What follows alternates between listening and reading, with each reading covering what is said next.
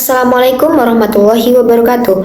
Perkenalkan, nama saya Zahra Fauzia dari Prodi PGMI kelas 6A dengan NIM 23040230008. Pada video kali ini merupakan sebuah ujian tengah semester dari matkul biologi dengan dosen pengampu yaitu Ibu Feni Widianti MPD.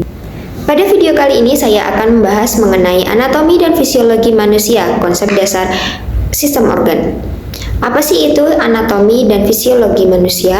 Anatomi adalah ilmu yang mempelajari tentang struktur atau morfologi tubuh dan hubungan di antara mereka. Sedangkan fisiologi adalah sebuah cabang ilmu biologi yang mempelajari tentang berlangsungnya sistem kehidupan.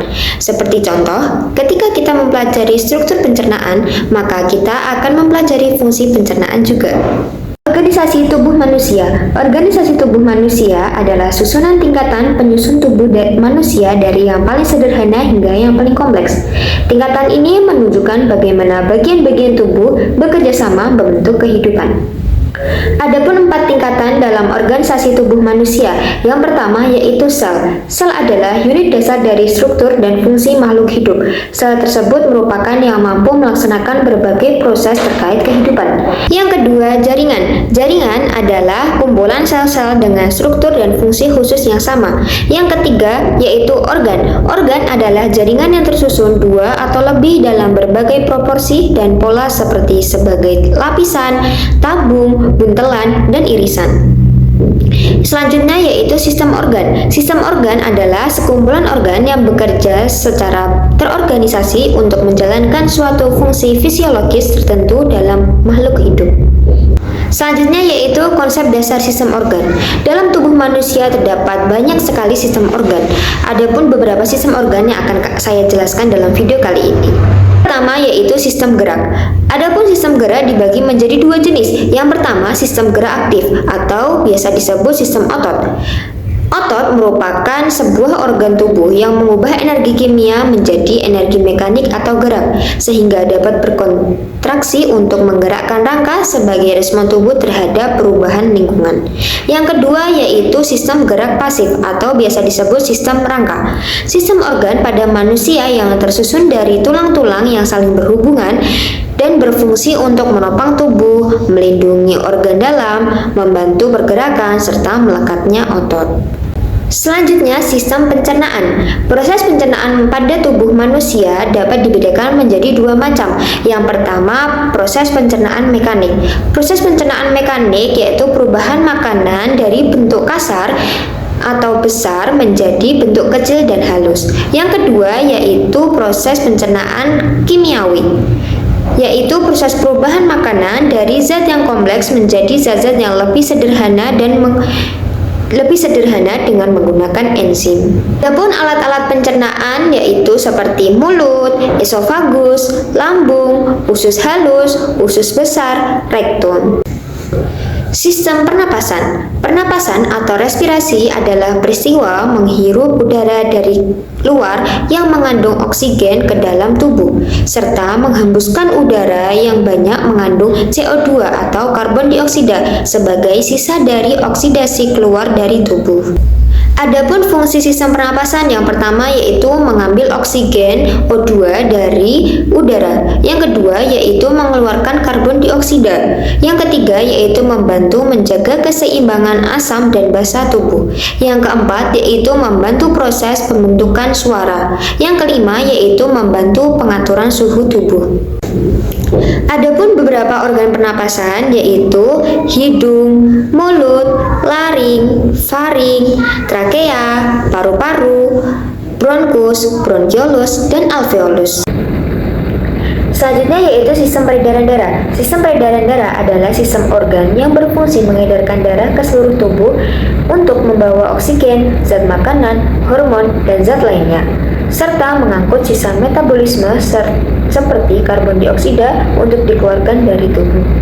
Adapun 3 komponen utama yang ada di dalam sistem peredaran darah. Yang pertama yaitu jantung. Jantung adalah organ utama yang berfungsi untuk memompa darah ke seluruh tubuh. Letak jantung berada di rongga dada sebelah kiri dan dilindungi oleh tulang rusuk. Yang kedua yaitu pembuluh darah, merupakan saluran tempat mengalirnya darah. Yang ketiga, darah, yaitu cairan tubuh yang mengalir ke dalam pembuluh darah. Sistem saraf. Sistem saraf adalah sistem pengendali utama tubuh yang bekerja sangat cepat melalui impuls listrik. Sistem saraf dibagi menjadi 2. Yang pertama, sistem saraf pusat, terdiri antara lain yaitu otak dan sumsum tulang belakang. Yang kedua yaitu sistem saraf tepi, terdiri atas saraf kranial dan saraf spinal. Sistem saraf berfungsi sebagai jaringan komunikasi, pusat pengolahan informasi dan koordinasi utama seluruh anggota tubuh, baik yang disadari maupun tidak. Selanjutnya yaitu sistem ekskresi. Sistem ekskresi atau sistem perkemihan adalah suatu sistem tempat terjadinya proses penyaringan darah sehingga darah bebas dari zat-zat yang dipergunakan oleh tubuh dan menyerap zat-zat yang masih dipergunakan oleh tubuh. Fungsi utama sistem perkemihan yaitu membuang zat-zat sisa metabolisme yang sudah tidak berguna dan berpotensi menjadi racun bagi tubuh. Adapun organ sistem ekskresi yaitu ginjal, kulit, paru-paru, dan hati. Sistem reproduksi bertujuan untuk kelangsungan hidup melalui proses perkembangbiakan dan pewarisan sifat genetik. Organ sistem reproduksi dibagi menjadi 2. Yang pertama yaitu organ reproduksi laki-laki, memiliki fungsi utama untuk menghasilkan sperma dan untuk proses pembuahan. Yang kedua yaitu organ reproduksi perempuan. Fungsi utama dari reproduksi wanita atau perempuan yaitu menghasilkan ovum, sel telur, menerima sperma, dan menjadi tempat perkembangan janin. Selanjutnya yaitu keterkaitan antar sistem organ. Yang pertama yaitu konsep kerjasama antar sistem organ. Tidak ada satupun sistem organ dalam tubuh manusia yang bekerja secara mandiri dan terisolasi. Setiap sistem organ saling bergantung dan berinteraksi dengan sistem organ lainnya dalam suatu jaringan koordinasi yang sangat kompleks namun teratur. Koordinasi ini memungkinkan terutama melalui 2 sistem komunikasi utama yaitu sistem saraf dan sistem endokrin. Contoh kerjasama antar sistem organ yaitu saat kita berolahraga atau aktivitas fisik. Ketika seseorang berolahraga, terjadi kerjasama kompleks antar berbagai sistem organ secara stimulan, seperti sistem saraf memberikan perintah kepada otot rangka untuk berkontraksi. Selanjutnya yaitu homeostasis. Homeostasis adalah kemampuan tubuh untuk mempertahankan lingkungan internal yang relatif stabil meskipun kondisi lingkungan eksternal terus berubah. Tujuan dari homeostasis yaitu agar organ-organ tubuh dapat bekerja dengan baik dan tubuh tetap sehat. Contoh dari homeostasis yaitu seperti tubuh manusia memiliki suhu normal sekitar 36 derajat Celcius hingga 30 derajat Celcius. Tubuh akan menjaga suhu agar tetap stabil. Saat tubuh kepanasan, tubuh akan mengeluarkan keringat, pembuluh darah melebar. Mengapa kita perlu mempelajari anatomi dan fisiologi manusia?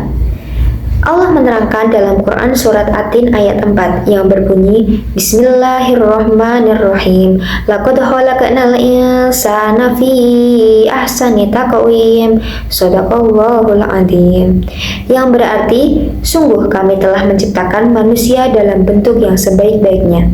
Quran surat At-Tin ayat 4. Dari surat di atas, Allah menjelaskan bahwa manusia diciptakan dalam bentuk terbaik. Hal ini sesuai dengan ilmu anatomi dan fisiologi, karena tubuh manusia memiliki struktur yang sempurna, fungsi organ yang teratur, dan kerjasama sistem organ yang sangat kompleks.